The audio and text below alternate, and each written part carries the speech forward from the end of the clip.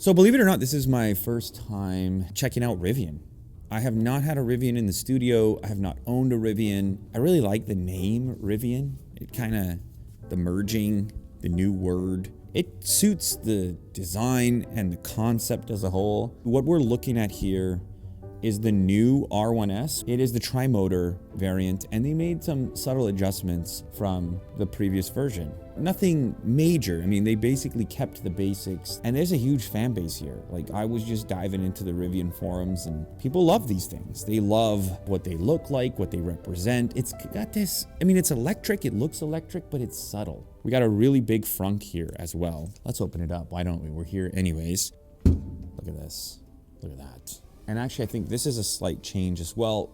We're losing a little bit of space from the previous generation, but that makes way for a better heat pump, so the vehicle will be more efficient. I think that that's fine. This is still a very generous frunk. We've got a light in there, a couple pockets for cargo, and we actually can lift this lid and you can see our accessories below. What's cool about this lid, you can either pick this rugged rubberized side, or if you're putting more sensitive objects in here, you could pick the carpeted side and just flip it the other way around. You also have a drain port in here.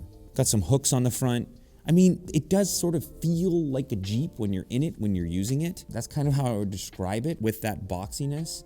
Charge port is here, and it is motorized. Some people like this whole ritual here with the motorized spinning out of the way. Others are concerned when you're in a public charge place, somebody could snag that. One thing I do like is having a dedicated button for unlatching without reaching for any kind of app in order to unlock that. There's some tiny little details in the lighting, dynamic adventure lighting, little hidden Rivian logos in different places. I like the geometric emblem with that slight yellow touch. The thing is, with this brand, it has a very strong brand presence. They've achieved that with a certain kind of attention to detail and uniformity. Like, it really feels like everything belongs together. Rivian as a brand, everything feels exclusive to that brand. Even when we come down to the wheels here, you see we've got this yellow touch, yellow caliper, yellow labeling. There's even like a yellow strip down the rubber itself. You do not have to choose these wheels. They also sell an even more modern EV looking wheel, which is gonna sort of maximize your range most likely, because it kind of looks like a dish. I do have to mention the whole locking and unlocking on this vehicle, a little bit hit and miss. Sometimes there's just a delay when I approach it. It's not like instantaneous, and it certainly doesn't pop out before I get there. I do, however, kind of like the extended handle. It gives you a really nice grip point. It's somewhere between, like, obviously on the Cybertruck, I'm pressing a button, I'm grabbing in here. Not the most satisfying. This, like, you still get that feedback, but then you get the aero benefits and the streamlined look when these are recessed in upon locking. You hear it? It's like a bird. That is also something that I appreciate. Just, you know, let's like think about what these things can be, these beeps and bobs and sounds. And does it have to be the way it's always been, or can we play around a little bit? And then, since we're such a nature brand, like, you're going on an adventure, and maybe we're out in the wilderness and you don't want to have some sort of horn sound or digital sound. You have a bird sound that just blends into the surroundings. You know, people maybe double take it. They go, oh, is that a Rivian? But like, it's not breaking necks. People aren't turning their heads. You kind of blend a little bit more. Maybe this is especially evident to me because I've been driving a Cybertruck. There is no blend. I feel unblended driving the Cybertruck. There's a lot I like about the Cybertruck, probably more than most people, but that is something you have to wrap your head around. Like, you are standing out. People, they notice. Not always in a good way, they notice, especially right now. Anyway, moving around back, we have an interesting approach. This is not a singular lift gate, but it's a two-step thing. You can see the R1S. Look at the way it greeted me there with a beautiful tail light. Now, this light here has some features that are not typical. Like, for example, it has some animations it can run if you're pulled over on the side of the road. It can tell traffic to go around the other side of the vehicle by sending a signal like in this direction. So there's a few different unique animations, kind of a nice touch. The liftgate does have its own button, and it is motorized. So as you can see there, it goes up, but it's a two-step thing. So you have this tailgate that comes down. Maybe makes it easier to load. Obviously, you can also sit on here, and you could have a little movie theater. Shout out to our sponsor, Anchor. This is the new Nebula. I was actually using this thing last night. I had this thing projecting. Now this is powered. It itself doesn't have a battery in it, but you do have power in the back of the Rivian. What's special about this unit is you just point it at the wall and it will automatically adjust. This whole section on the front is motorized, and it will do an automatic keystoning, but also kind of an automatic angling. So you don't need to have this mounted. Of course, all your streaming services are in there. It has this really cool retractable handle. It even comes up slowly like that. Now what's special about this one, it also has a pair of speakers that you can connect to it. 4.1.2 surround sound. So now we're having surround sound while we're outdoors. It's also the industry's first liquid cooling system. Plus, if you're using it outdoors, you have to kind of think about heat dissipation because it might be kind of hot outside. So you guys tell me, if you had an outdoor movie theater like this, where would you take it and what would you watch? There's a special deal happening right now, so go and check that out in the description. And thanks to Anchor for sponsoring this video. Back to practicality, it's a pretty cool design they figured out here in order to give you this flat tailgate while still having the carpeted coverage. This is actually a great implementation. Like, how do we figure out load floor? And a lot of companies that have boxy SUVs have different approaches to this, but you can see they created this little shelf so that we can easily place something in here, push it in up the incline if necessary. Obviously we can have this flat as well. We have Rivian's own version of tie downs. These can be moved on a track and just with a simple button, but they're still sturdy and they click into place. So if you want to do some type of fridge back here, that would be a perfect place to tie down to keep it locked in place, or any other object that you don't want to have move around. So this is a pretty common thing in a non-huge 7-seater, that you don't end up with a massive trunk with the third row seats up. I would personally probably have them down most of the time, and then obviously your cargo area gets a lot bigger. And now you have a new appreciation for the load floor situation. If I just take this guy, now you can imagine sliding a large box in there, no problem. Also, I should mention there's a little storage underneath here too. So over on the side here, the other cool part below our power and our motorized release for the second row, we've got an air compressor built in, and there's a hose for this air compressor, which actually can reach any of the 4 tires, AC and DC. Some of the best portable fridges that you would want to buy are actually more efficient off DC power than AC, so having the DC here is also nice. I just imagine a lot of people putting a fridge in the back of this vehicle, including myself. So there we go. Now we can see a giant cargo area. Look at this. And this is one of those benefits with big boxy designs, is if you are carrying boxes, they fit better inside of your very own box. I mean, that's really what it comes down to. And that's what you end up with. Look at this giant rectangular load area. It's pretty good. I like this color too. I should mention that while we're back here. It goes well with all of the Rivian yellow, orange elements. Kind of works together. Okay, let's go ahead and lift these rear seats up. This is our first look at the rear seat here, and they put a lot of effort into designing this. Like, everything feels extremely solid, and it does not feel like an automotive startup. My main takeaway in the time that I spent with this vehicle is just how robust the construction is, and it feels like a car company that's been in business for a very long time. And it even kind of gets close to like the most luxurious experiences when you look at the stitching, the use of a variety of materials, open pore wood.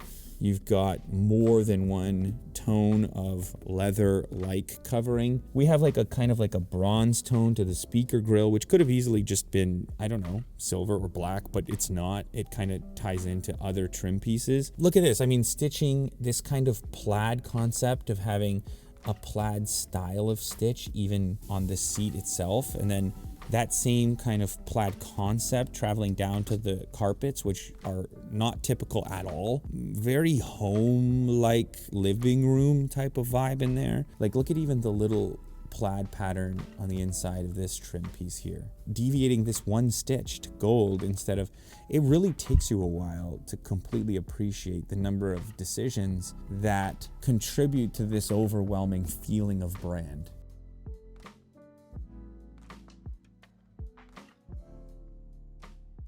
So this is what the rear is like. I guess I should pull this back. And I am 6 feet tall, and you can see I have headroom. I have knee room here. I've got a cup holder. I have speakers. I have a tiny little storage compartment with a USB-C in it. I can charge my phone right there. I'm surprised that I fit this well in the third row. Okay, second row, the seat itself is much more comfortable, softer and more padded, certainly with the armrest here, more comfortable. Now we have, again, this sort of bungee theme remains. We have a USB-C here. We also have a screen back here, 2 USB-Cs here also. So, and then yeah, just a pretty good feeling of space. Another benefit of a boxy vehicle. Like, check out my headroom. I don't have any kind of sloping roofline. I just have a lot of space around here. All right, so driver's side now, and similar theme, like a lot of open pore wood trim. Steering wheel feels quality. Big center display dominates. Camera quality here is some of the best that I've seen. Really improved camera quality. I kind of get used to this thing where when I'm about to park, when my speeds get really low and the camera pops on automatically. For now, I have to click it manually unless I'm backing in. If I go into reverse, obviously the cameras show up. So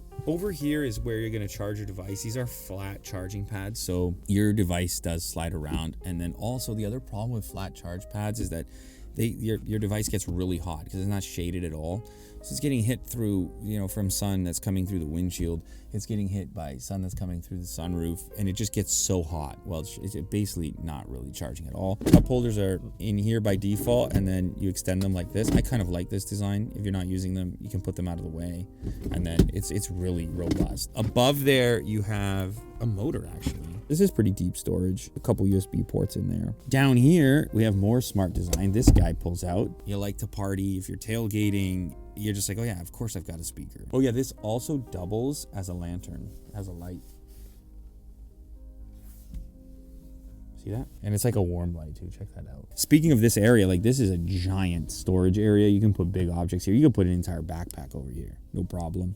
One weird thing about this car, it does not have a glove box, so I thought that was interesting. So one thing that I noticed is a lot of the UI elements kind of completely dominate the entirety of the screen. So if I click, for example, on the music button, then it's all music.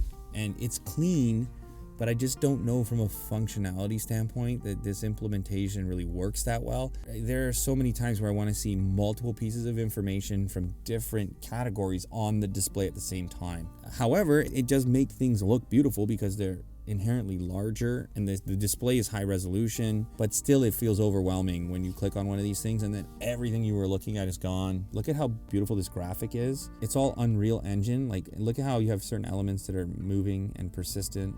This is cool information, especially for off-roading, to be able to see your elevation, your compass, your tires, different temperatures. There's an auto leveling feature for if you are car camping, so that you're not like sleeping on an angle, but if you got to park on the side of the mountain and then level the car, it can actually do that with a pretty significant degree of range. We have a phone. We have something called Gear Guard, which is kind of like their Sentry mode, which will record any motion events around the vehicle. So very much like Sentry mode, if you're aware. So they do have their own version of that. The camp mode is pretty cool. Will was using this, and this lets us control any camp related elements. But like, look at the details. Rivian tent.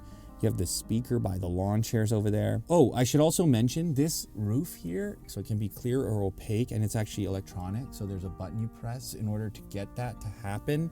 It doesn't completely block sunlight, because you can imagine camping in it, right?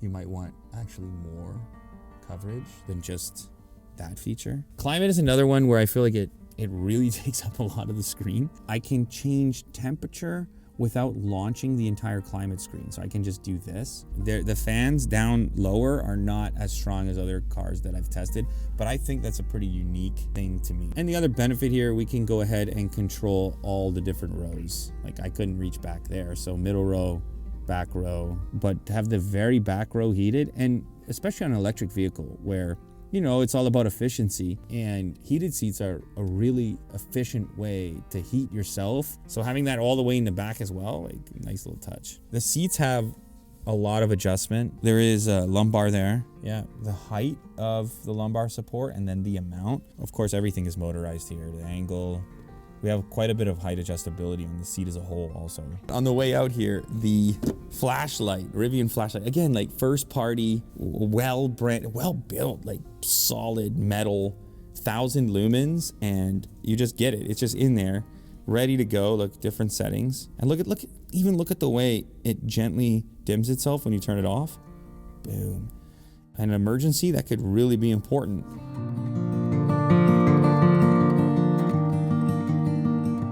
All right, so we're out on the road now, and this thing really feels like an SUV. There's a lot of SUVs, like a scaled up sedan of some kind. It's more, you feel more upright, a little bouncier. Even in my all-around mode, I've did a little bit of reading about suspension and how updates have kind of improved it. For my taste, it's a little bit bouncy, even in the all-around mode. So you kind of feel your boxy nature as you drive. Obviously, when it comes to acceleration, it's, well, there goes Mo. I don't need to tell you. I mean, you know the figures, you know the numbers. 850 horsepower in this tri-motor. They're going to do a quad, which is going to be as fast as all the competitors, right? You've got to launch if you want to really throw your head back. So it has that. And then in the drive mode that I'm in, this kind of all around mode, I feel like it balances things the best compared to Conserve or Sport. It also has its own kind of freeway assist self-driving. It is not autopilot. It's basically like an assisted kind of cruise control. That's the way I would use it without the steering and whatever else, because it's not really that sophisticated yet, based on a limited amount of exposure to it. This is one area obviously where Tesla is like way out here, and then there's a lot of other players that are sort of in here. But at this point, I mean, I've tried the Super Cruise and the GM products, and just to give you a little background on my exposure to EVs, it was like the Taycan, the Plaid, the Hummer EV, the Cybertruck. This is the realm that I'm in. So I really feel that this thing is more about converting an off-road SUV buyer, someone like Will, who has a Bronco, into an electric vehicle with these electric vehicle enhancements. That's the way that it kind of feels to me. The other thing I just remember that I don't love is the stock here for signal indicator. You have to press it hard, like you can't, and sometimes it will automatically go off on like a larger turn, but on the highway on a lane change, it'll just stay on, and then I'm having to like sort of half tap it to turn it off. Yeah, so what can I say about it? I think Rivian knows its customer. There's a kind of a die-hard Rivian person out there now.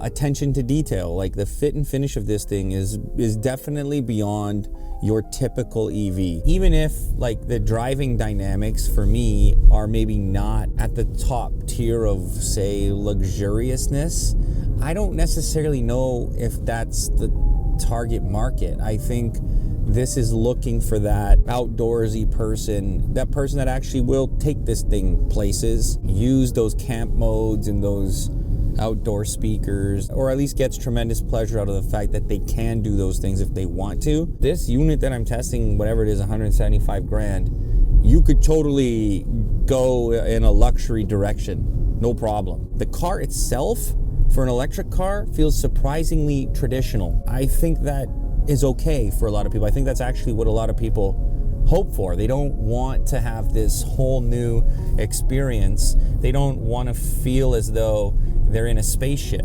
They want that familiarity, and I think that's what this vehicle does. And then where it innovates is in those little touches and those extras that they deliver. So pretty good altogether, When you look at the package in its entirety,